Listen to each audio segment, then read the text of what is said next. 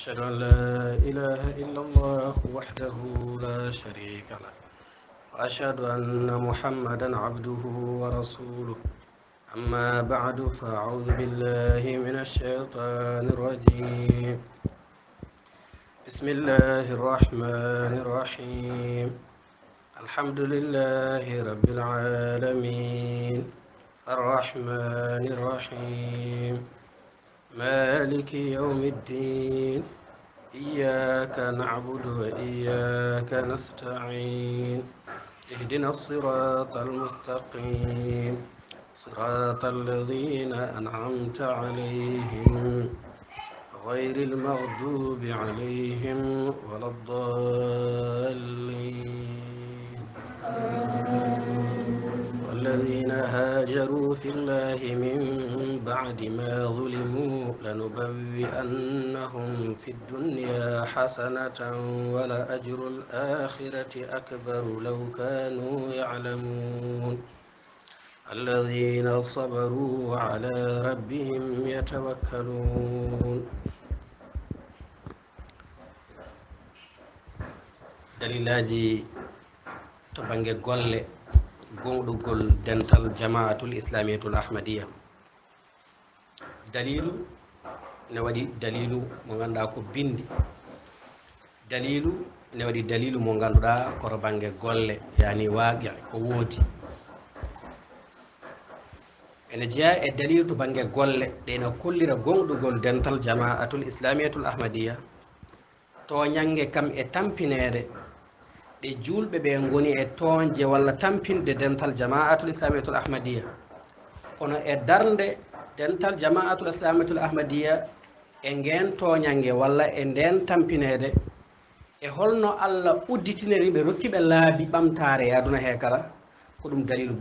golle wonande gonɗugol ngal ɗo dental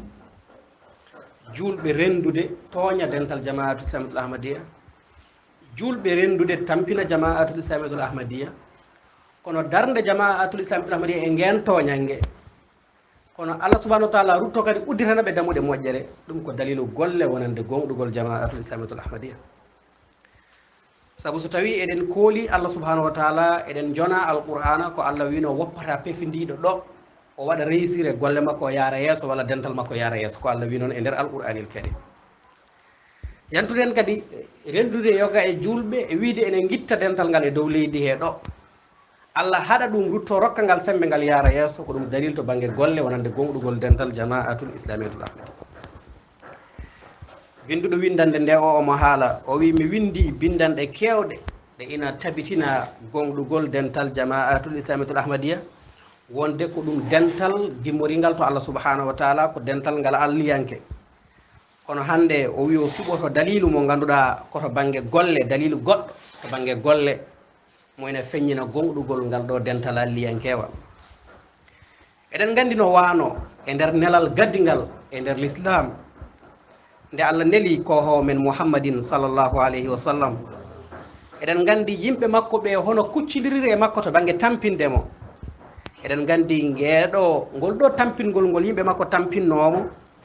ɓe golliringol e sifaji kewɗi limtindi banggueji kewɗi ɓe kaɓori nelaɗo sallah alih sallam kono ko banggueji kewɗi kadi ɓe tampiniri nelaɗo sallllahu alayhi wa sallam ɓe tampinirimo to banggue diine so haddemo wadde diine makko kono ɓe tampinimo to banggue aduna zati so haddemo intérêt ji makko hoddemo e wuuro makko so fiide so waddemo embargo haddemo ñamde e yarde so haddemo resondirede e ko nandi hen ala no ɓe mbaɗani to banggue diine e to banggue aduna so tampinde nelaɗo Allah muhammadin sallllahu alayhi wa sallam ko ni noon woni sunna Allah subhanahu wa ta'ala ko ni woni sifa Allah e dendagal dental annabi ko ni woni sunna Allah no yarirta e dow muɗum ndeno ene hoddira kadi ɗum yo kewan wonande dental masihil mawud alayhi salatu wassalam alay sago ɓay ɗum kewanino dental nelaɗo sallah alih sallam alay sago ɗum kewana dental masihil mawud alayhi salam no kewiranno kadi julɓe adiɓe ɓe e nelede l'islam julɓe adana ɓe kadi ha tampere nde e toñangue nge haɗani e nelaɗo Allah tan sallllahu alayhi wa sallam yettima hay kamɓe gonɗinnoɓe oɗon saaha ko noonne kadi jiiɗen ngeɗo toñangue e ngol ɗo tampinagol juɓɓinagol no feewi ngol ganduɗa ina tooñe ɗum ina tampine ɗum ɓiɓɓe jama'atul islamiyatul ahmadiyya taw koye inde wiyede kadi ko diine haɓante ɓe tooñe ɓe tampine waɗoɓe ɗum ɓe daro mbiya kadi ko diine mbatta toñange e tampingol ngol ganduɗa tarih windi ɗum neɗɗo ɓi adama wawa momtude ɗum saabu goto fof ene fawi hen guite windama defte waɗama photoje waɗama vidéo ji bal hatta e nokkuji sa yeehi a yirat guite ma ngol ɗo tampingol e ngeɗo toñange ngol ɓe toña walla ngeɓe tampina kono ɗum ɗo ko dalilu towɗo kono ko dalilu kadi labtuɗo ngeɗo toñange ganduɗa ngal ɗo dental ina tooñe ɗum ete e ngal ɓamta dande maggal dow e ngal wiya ko ngal dental alliyankewa kono ɓeɗo golloɓe ɗeɗo golle kantoriɗe ɓeɗo toñoɓe ngal ɗo dental sikki ala eɓe peññina kamɓene e golleji maɓɓe wonde koɓe añɓe annabaɓe saabu añɓe annabaɓe ni tan mbaɗano ni tan kadi mbaɗanno añɓe annabaɓe ko ni tan mbaɗanno dental annabaɓe ɓe goppata ɗum tan deeƴa ɓe lorat ɓe lebtat ɓe tampinat e kala banggue to diine to aduna kala kono tampere hande e toñangue ngue dental jama'atul samtul ahmadiya woni e waɗede ene muñi ene yowiti Allah subhanahu wa taala ko dalilu ko dental alliyankewal kono golloɓe ngen toñangue e ngol tampingol kadi ko dalilu wonde ko añɓe annabaɓe saabu ene golla golleji ɗi añɓe annabaɓe gollatno guila tarih fuɗɗi ha joni kono ɗeɗo gueɗe ɗiɗo kewkewuji baɗoji to banggue toñangue e tampinede jama'atul samtul ahmadiya ene siftina en ko alquranil karim winduno ko adi ha wona seede wonande on jaggitowo ha wona seede wonande on toñowo taw sababude jaggitgol makko e toñangue makko ala ko woni so wona tan saabu kiram ala ko woni so wona saabu majjere ala ko woni so wona saabu mawnikinare kono ɗum wona seede wonde kanko de omo woɗɗi ɓaɗade Allah subhanahu wa taala saabu neɗɗo ɓaɗiɗo Allah gollata golle ɗe o gollata ɗe ɓi adama wona yeeso meɗen ibnu adama nde goto e mabɓe añi musidɗo mum goɗɗo tawi ko saabu Allah tan holko añirimo oɗa Allah jaɓani ɗum golle mum kanko Allah jaɓanani mum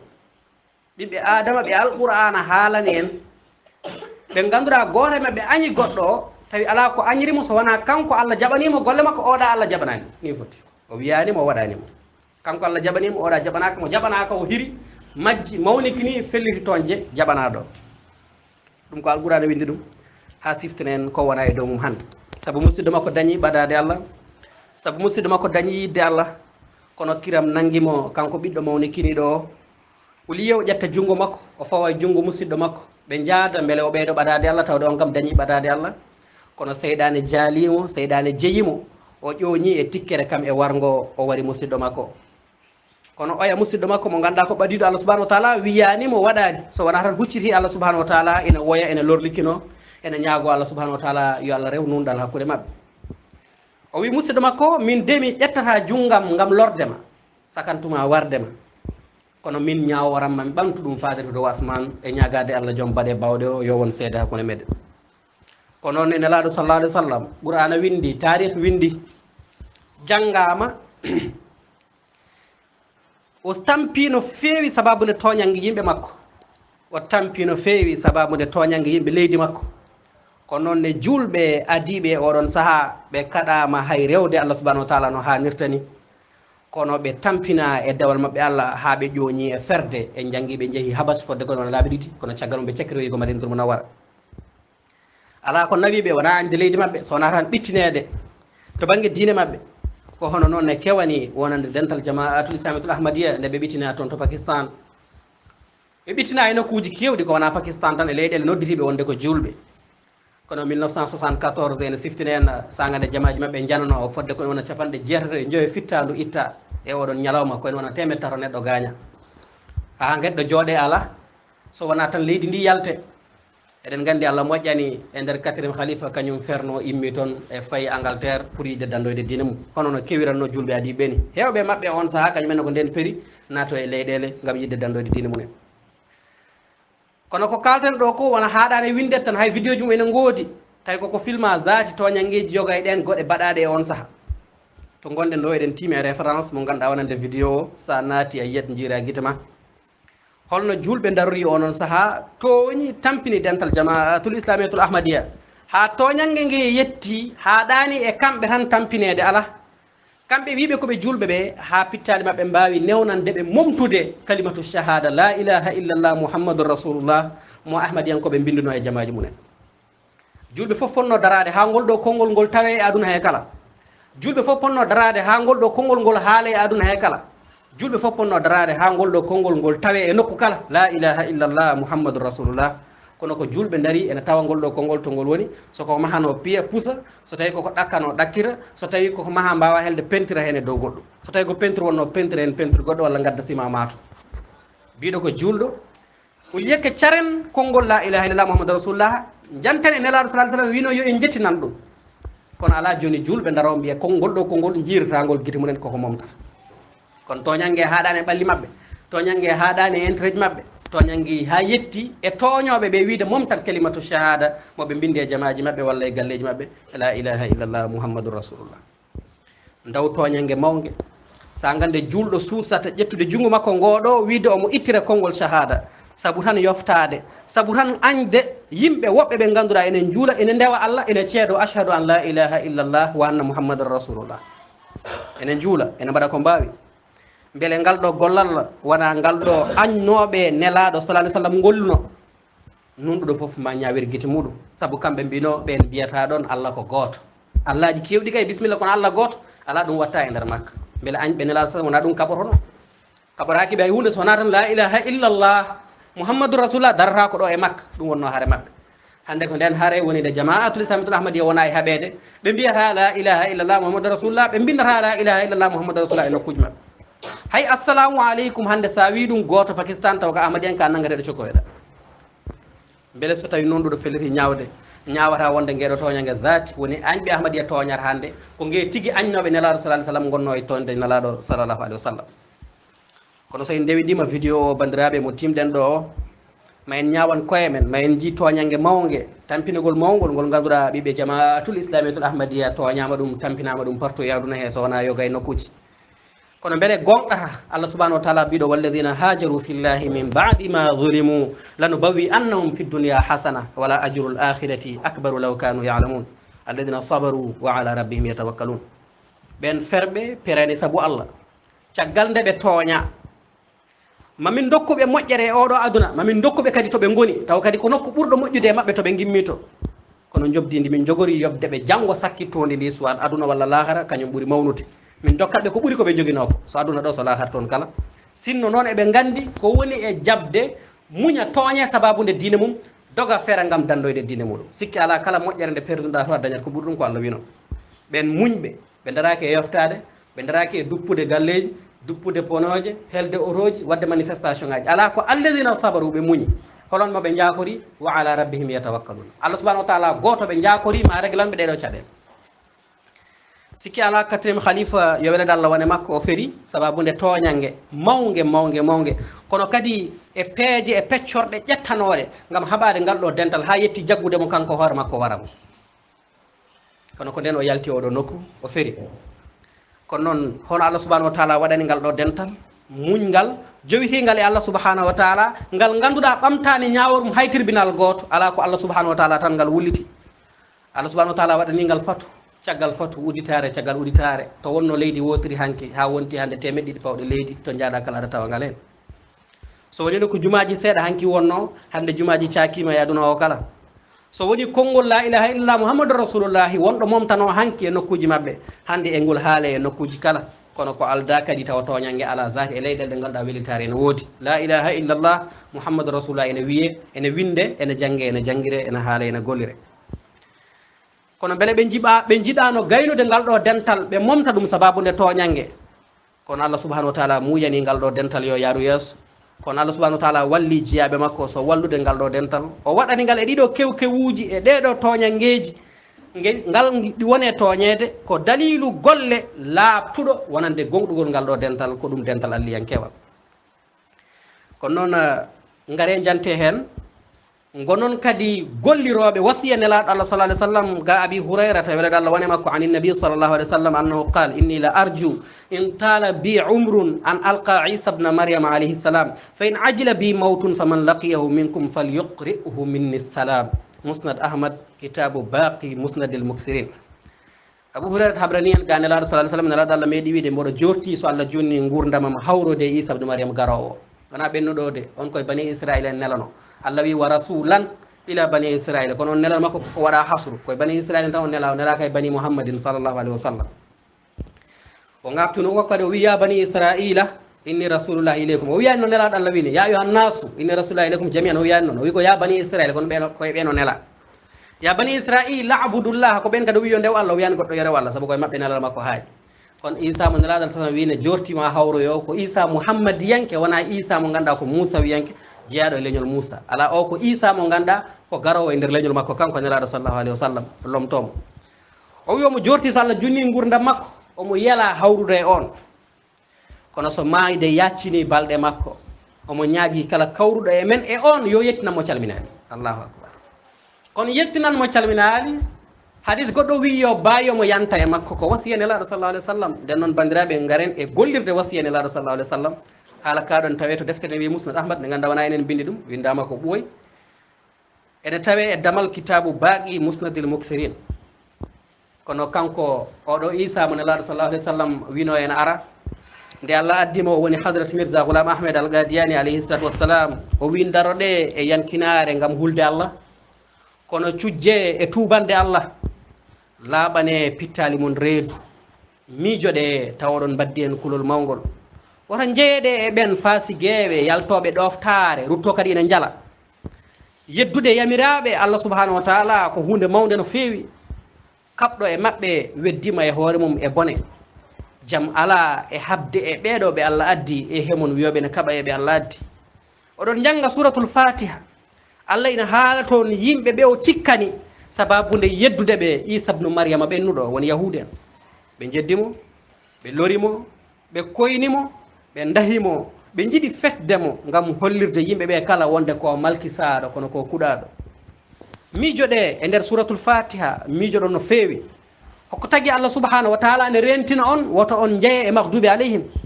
hokko tagui on miijota ko hol sirru gonɗo ɗon saabu onon on jeddani isa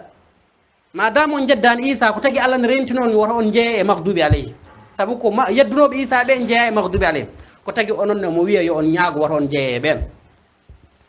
gande sirru goɗɗo nan toon Allah subhanahu wa taala ma nel e mon isa goɗɗo baɗo no oya Allah ina andi yoga e mon ma jeddumo kono kadi ma pennumo ma koynumo ma ƴatto ma jiɗ hay warde zati kono ma kuɗ Allah jangi noon oɗo duwawu gam yurmade on ihdina sirata almustaqim sirata alladina an'amta alayhim gayri almaghdubi alayhim wala ddallin kono ko joofade kabaru mo Allah hoddiri ene jogori arande on masihu mon ari so on goppani ma on namdo e ɗum janggo nden tabiri ko fanda e ɓeɗo tikkanaɓe to Allah joom gandal o ko yahudiyankoɓe welsidiɓe e kabaru isa mo Allah nelno ɓe mbi ko kuuɗaɗo ɓe cali jabdemo ɗo Allah tikkaniɓe ɓe jeddimo ɓe lorimo kono ɓe kuuɗa e ɗemgal isa taw koye nder alqouranil karim lu'ina alladina kafaru min bani israila ala lisani dawuda wa isa bni mariam sabu ɓe gofi yamirore Allah ɗum tagui ɓe kuuɗa ko noonne kadi kala nanduɗo e mon e yahudiyankoɓe hono nandirta yahudiyankoɓe nelaɗo wino en ma on nando e yahudiyankoɓe leñol ngol ɗo ma aro e zamanu ma yimɓe dewla tattabi unna sunana man kana kabla ko yahuɓe ma on gabbo ma on nando e mabɓe holno nandirten yahudiyankoɓe yo Allah dando e nandude yahudiyankoɓe so yeddude masihu mo Allah addi e oɗo zamanu kañum kono kadi fennudemo lorirdemo ɗemgal yidde wardemo zati hay soko e fenade hono no jiɗɗon wadde onon yiɗɓe wadde ɗum eɗen gandi Allah wi e nder qur'ana wala dallina toon to suratul fatiha o fandi hen ko annasara en fakkitimɓe kadi kabaru isa ɓurtinimo maɗama makko ha ene mbiya ko Allah walla ala ko tahaɓo mo Allahji tati fof ndendi e muɗum hono noɓe piɓiri ni kono holko muuya e woto en nandu e ɓen ko enenne woto en jaaha ha pakkitinen masihu ko akhiru zaman garɗo o ɓurtinen ha jawtinen wiide ko maccuɗo Allah mo Allah addiran yo heɓɓito oɗo zaman o oɗo sah ko Allah fandi e anamta alayhim ɓe o nemine munen ko annabaɓe kono ko holɓen kadi Allah nemine munen ko moƴƴuɓe jeenoɓe bani israil en gonɗinɓe isa jawtuɗo ɓe belsidaki so salademo ɓe ɓurtinani so widemo ko Allah ala kono hoko fanda e isa masihu on mo Allah timminiri on saaha annabaɓe bani israil yankoɓe ha annabagal eggi e bani israil en faati e bani ismail en ngal ɗon doggirgal ndiyam uddanaɓe ngol ɗo eggugol woni mande ngol ɗo eggugol way kono moɓodiral kono way e mabɓe kono darga kamɓe no gandirɗon ni haalama e hadisaji kewɗe mbaɗe noon kami ayeji alqurana zati wadde hokko fanda hande an amtalimi e oɗo aya ko moƴƴuɓe ngol ɗo leñol nelaɗo sallallahu alih w sallam ɓe ganduɗa ko gonɗinɓe masihu wattande zamanu saabu ko ɓen dañi on nema ɓe gonɗinimo ɓe jaɓimo e gonɗugol nder ɓerɗe mabɓe kam e pittali mabɓe paandiri ene masihu oɗo noon ko masihu mo ganduɗa Allah ene timminirimo so wonde mo khalifa nelaɗo sallallahu alaihi wasallam deno anamta alayhim ko ɓen woni fandaɓe hen kono noon miccotoɓe mbawa yejjude nde ɗo hunde saabu so nde andama nde yenanama labtinama toɗɗama wonde wiya tikkanaɓe ko yahude yedduɓe Isa ɓe cikki ko kuɗaɗo no nasara en kadi woniri ɓurtinanɓe Isa ɓe so tawi ko ɓen nden wadde coggude haala ka wawa foccade so wona no kalirɗen ɗo ni wadde neminaɓe ko jaɓɓe oɗon masihu wattande zaman teskade kuccodiral ko sunna alquranil karim kono alqurana e labtugol bayan mum peññingol mum no haaliri ni so wona majjuɗo yeddata ɗum kono feeñi peñgol labtugol jannguɗo ɗo duwaw e julde makko walla caggal julde makko o ñaagui Allah ko yo Allah nannumo e dental masihu ngal ganduɗa yimɓe mum ene jedda hande ina penna ina mbiya ko fasigi ene mbiyamo kanko ɓuuri bonde tagore Allah kala ne mbiyamo ko dajjal ne mbiyamo ko jartudinɗo o yaltidina ko majjuɗo kono yahudiyankoɓe hanki mbino Isa ko puɗaɗo kono so ɗum ɗo labti paamede hol dariɗo ko wana min wi ko kañum woni Isa paɗanoɗo yimɓe makko jeddimo kaaliri e makko ɗiɗo haalaji kala juwimo caggiri ko caggiri ko kala hol baɗɗo ɗum ko wana min hande ɓen noon beele on pennat oɗo kabaru mo ganduɗa ari e mon te onon kaalirmo kadi ɗemɗe mon beele gacce potano jaggude on oɗon nodda Allah e suratul fatiha yo nannon e dentalam rutto kadi oɗon calo kam oɗon mbiya kadi julde sellata sowona fatiha jagge sowona fatiha jangue woto gone adiɓe yeddude caggal nde gonɗin ɗon ko hawni e kawis kay ko oɗon jangga oɗo duwaw e suratul fatiha oɗon paami mana o oɗon janggamo e julɗen mon joyi kala jejji toon ɗurnoɗon ɗum wonani sowona maale malkiso kono koyne waɗɗina tikkere jomiraɗo yo Allah dandu en saabu ɗurnade ko jamira ɗon min ñagaki on e komin noddata on ko jobdi hay wotiri min mbiyani on beddoɗe min jawdi min ƴetta min mbaɗa e posuji amen ala minen gaddanta on jawdi gandal Allah subhanahu wa taala beele oɗon jogori ƴettude e he mon miskineɓe heddaki e juuɗe mon hay hunde e oɗo aduna e lahara ko fate gandal Allah cellugal oɗon gandi ko janggat on ko woni toon oɗon gandi kadi ko ɗum jibinani on hande e oɗo zamanu on donki hawrude on donki joddade soko piroton ko janggat on ko ene selli kono waɗi on kawrani kono waɗi on joddaki kono waɗi on jiɗodirani kono waɗi on jokkodirani nden noon woto toñe koye mon tawi oɗon gandi so tawi oɗon cikkiti eko kalanta ɗon ko kumpitoɗe jarri boɗe kala no jiɗirɗon wota jejjire sunnaji Allah e yimɓeɓe o nelata Allah ne ɓadi o woɗɗani juule ñagoɗon Allah so tawi komin nodda